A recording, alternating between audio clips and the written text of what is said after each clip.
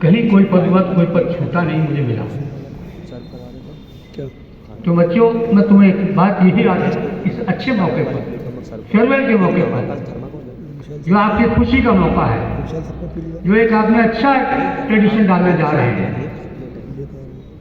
मेरा यही आपसे अपील है, विद्यालय का नाम, अपने गुरुओं का नाम रोशन करने के लिए पढ़ाई के साथ general activities, cultural activities, sports भी उतनी ही ज़रूरी है। ये नहीं है कि जो बच्चा खेलेगा वो पढ़ने में अच्छा नहीं बनेगा।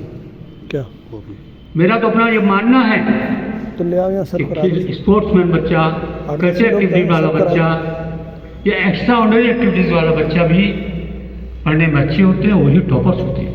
अभी एक बच्चे से देवनदास ने मुझे बुलाया, उसके 98 या 99 मार्क्स फिजिक्स में थे, 94% उसकी परसेंटेज है। हो सकता है कि रहा तो बोर्ड में उसकी पोजीशन रहेगी।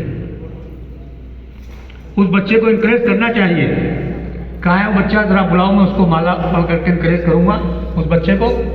नितिन, बड़ा अच्छा लगा मुझे ये, तो मैं सब टीचर्स को भी बधाई देता हूँ। आज इस मौके पर आप सबको बधाई देने के साथ मैं शुक्रगुजार हूँ कि आपने मुझे बुलाया और मुझे यहाँ बोलने का मौका दिया।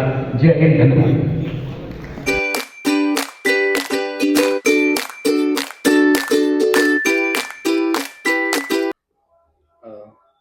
सर नमस्कार। नमस्कार जी। आपका जो कार्यक्रम था उस बारे में क्या कहना चाहेंगे? अमित जी, करीब 36 साल बाद हमने ये प्रोग्राम किया। इसी कॉलेज का मैं स्टूडेंट रहा और अब जब सेवा का मौका मिला है तो मैंने सोचा कि अपने छात्रों को इस कार्यक्रम के लिए भी उत्साहित किया जाए, और उन्होंने पूरे प्रयास के साथ इस कार्यक्रम को किया और बहुत लगन मेहनत के साथ, और बच्चे जागरूक भी हुए, और अगले सालों में हम इस प्रोग्राम को बराबर करते रहेंगे। ये एक विदाई समारोह था जो कक्षा 11 के छात्रों ने कक्षा 12 के छात्रों को दिया। लगभग कितने छात्रों को विदाई दी गई? करीब 42 छात्र थे और 41 छात्रों ने उनको विदाई दी। क्या थीम रही विदाई समारोह में? क्या क्या कार्यक्रम करे गए? कुछ छात्रों ने अपने भाव व्यक्त किए, कुछ छात्रों ने अपने एक्सपीरियंस जो थे, उनके अनुभव जो थे कि क्रिश्चियन कॉलेज में किसी ने 4 साल, किसी ने 2 साल बिताए, क्या सीखा, और एग्रीकल्चर उनके जीवन में क्या इम्पोर्टेंस रखता है, इसको भी उन्होंने बताया। और जिला विद्यालय निरीक्षक भी मौजूद रहे, मुख्य अतिथि वही थे, और उन्होंने छात्रों को इस बारे में बताया और छात्रों को उत्साहित किया। उन्होंने बताया कि करीब 27 साल बाद मैं इस प्रोग्राम को देख रहा हूँ। क्या कहना चाहेंगे उन छात्रों के लिए जिन्होंने विदाई समारोह का आयोजन किया? जिन्होंने आयोजन किया उनको हम और मोटिवेट करना चाहेंगे कि इसी तरह के अच्छे कार्यक्रम वो करते रहें, और अपने बड़े भाई बहनों को, जो छात्र छात्राएं थे इंटर के, उनको विदाई दें आने वाले सालों में भी। और जो सीनियर छात्र छात्राएं, उनके लिए उनके उज्जवल भविष्य की शुभकामनाएं। और हम स्तर पर उनका, हर स्तर पर, चाहे वो इंटर में हो चाहे डिग्री में जाते हैं, हम वहाँ भी उन छात्रों की हेल्प कर रहे हैं कि वो पढ़ें और जीवन में आगे बढ़ें और एक अच्छे समाज का निर्माण करें। सर, पिछले कुछ समय से देखा जाए तो छात्रों की संख्या कुछ जो 8-10 साल पहले थी वो अब कुछ कम है, और अभी जैसा कि मालूम पड़ा है कि को एजुकेशन भी आई है, छात्राएं भी हैं, तो क्या उनके छात्रों की संख्या बढ़ाने के लिए छात्राएं ज़्यादा से ज़्यादा आएँ, क्या प्रयास किए जा रहे हैं? अमित जी, ये छात्र संख्या वैसे तो सभी कॉलेजों में कम हुई है, सभी जिलों का भी हम प्रैक्टिकल लेने जाते हैं, वहाँ भी हमने देखा है, लेकिन अपने कॉलेज के लिए हम बराबर प्रयासरत हैं। हम गांव-गांव जा रहे हैं। अभी हमने एक रिक्शा बुक किया हुआ है 1 हफ्ते के लिए, तो गांव-गांव जा रहे हैं। हमारे 2-2 टीचर परसों से जाएंगे। उनके प्रधानों को बुलाकर हम लोग एक सभा कर रहे हैं, हमारे टीचर से जाएंगे, और उन गाँव में जो हमारे कॉलेज के पढ़े हुए छात्र हैं, जो किसी न किसी पदों पर या अधिकारी के रूप में अभी जॉब कर रहे हैं या रिटायर्ड हैं, उनसे हमने संपर्क किया है ताकि वो गांव के लोगों को इकट्ठे हों और एग्रीकल्चर के बारे में लोगों को जागरूक करें, क्योंकि एग्रीकल्चर ही जो है वो शिक्षा का बेस है। अगर एग्रीकल्चर नहीं होगा तो फिर हम लोग को खाने पीने की समस्याएं आगे आ सकती हैं। सर पिछले कुछ समय से किसान भी जागरूक हो रहा है, लोग खेती के नए नए तरीकों के बारे में जानकारी ले रहे हैं, ऑर्गेनिक खेती की तरफ लोग अग्रसर हो रहे हैं, और जिस तरह से केमिकल का उपयोग किया जा रहा है तो लोग चाहते हैं कि ऑर्गेनिक खेती की जाए। अपने यहाँ किस तरह के प्रयास किए जा रहे हैं और क्या बेनिफिट हो सकता है उन नए किसानों के लिए जो नए छात्र अपने आएंगे? बहुत अच्छा सवाल किया अमित जी आपने। ऑर्गेनिक फार्मिंग जो है वो बहुत सी बीमारियों से हमें बचाती है, और जो हम केमिकल्स यूज़ कर रहे हैं, पेस्टिसाइड इंसेक्टिसाइड यूज़ कर रहे हैं, जिनसे कीड़े हम देखते हैं कि मर तो जाते हैं, लेकिन बाद में वो असर हमारे ऊपर भी होता है। और जो ब्लड प्रेशर बढ़ रहा है, शुगर और बहुत सारी बीमारियां हो रही हैं, कैंसर जैसी डिजीज़ हो रही हैं, वो सारी पेस्टिसाइड से हो रही हैं। इसलिए हम अपने छात्रों को भी ऑर्गेनिक खेती की तरफ उनको स्टडी भी दे रहे हैं, उनको मोटिवेट भी कर रहे हैं, और यही बता रहे हैं कि आप मैक्सिमम ऑर्गेनिक चीज़ों का उपयोग करिए, जिससे आप स्वस्थ रहें और आपके परिवारों में कोई बीमारी ना हो, ताकि उनका जीवन, उनका भविष्य उज्जवल हो सके। सर जैसे कि किसान पारंपरिक खेती करते आ रहे हैं और एक वो किसान जो आपके यहाँ पढ़ के एक स्टूडेंट जो खेती करेगा, क्या अंतर रहेगा? सर ये तो आपने ये भी क्वेश्चन अच्छा किया। एक लकीर पीटने वाली बात हो जाएगी कि हम साइकिल चला रहे हैं और साइकिल से ही हर काम कर रहे हैं, लेकिन क्या हम साइकिल को में भी कोई आविष्कार कर सकते हैं?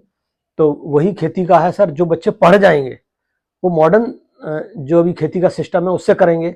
नई नई टेक्निक्स आ रही हैं सर, मशीनरीज आ रही हैं, नई नई वैरायटीज सीड की आ रही हैं, शॉर्ट फार्मिंग है। तो कम समय में अधिक धन कमाना भी एग्रीकल्चर का एक उद्देश्य है। हम अपने छात्रों को बता रहे हैं कि साल भर के अंदर आप 3 नहीं 4 सब्जियां उगा सकते हैं और अधिक से अधिक पैसा कमा सकते हैं। सर जैसा कि मैंने महसूस किया है, देखा जाता है कि दक्षिण भारत में एग्रीकल्चर का बहुत जबरदस्त क्रेज है, अपनी तरफ ऐसा नहीं है। क्या कहना चाहेंगे इस बारे? अमित जी समस्या यह है कि बहुत से लोगों को भी इसकी जानकारी नहीं है। उनको एग्रीकल्चर के बारे में इतनी जानकारी नहीं है कि एग्रीकल्चर में और क्या क्या आयाम हो सकते हैं, इसके और क्या क्या क्या हमारा जॉब फ्यूचर है। लगभग 30 ब्रांचेज ऐसी हैं जिसमें इरिगेशन है, सॉइल वाटर कंजर्वेशन है, सॉइल कंजर्वेशन है, और फर्टिलाइज़र है, आपका फूड प्रिजर्वेशन है, डेयरी टेक्नोलॉजी है, फूड इंडस्ट्रीज है, बहुत सारे रिसर्च है, टीचिंग है, एडमिनिस्ट्रेशन भी है। तो कहीं भी हमारे छात्र जा सकते हैं। तो जहाँ जहाँ हम गांव जा रहे हैं उनको ये बता रहे हैं कि इसमें ये आपका कैरियर है, क्योंकि बहुत से गार्जियंस को ये पता नहीं है, बच्चों को ही नहीं पता है, तो वो आगे आने वाली जनरेशन को क्या बताएंगे।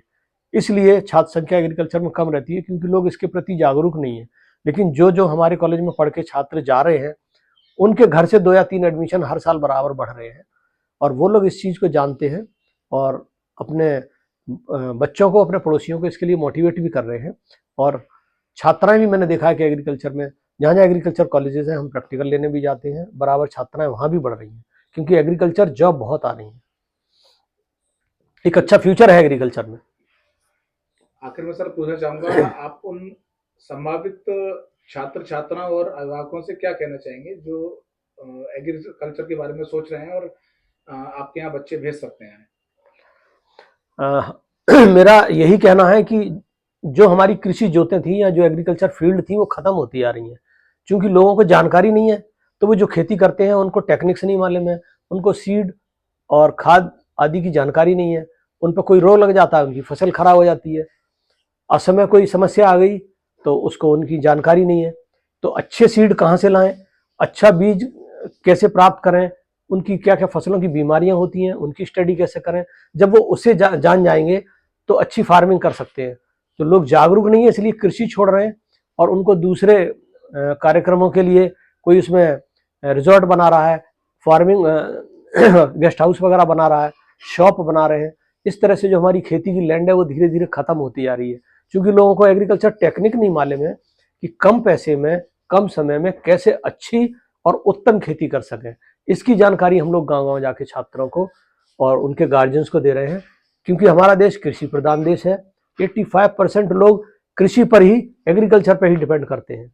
तो जिस तरह से पढ़ेगा इंडिया बढ़ेगा इंडिया, एक उद्देश्य है हमारा, और हम अपने छात्र और उनके गार्जियंस को यही बता रहे हैं कि पढ़िए और आगे बढ़िए और भारत को उत्तम प्रदेश और एक अच्छा उत्तर प्रदेश बनाइए।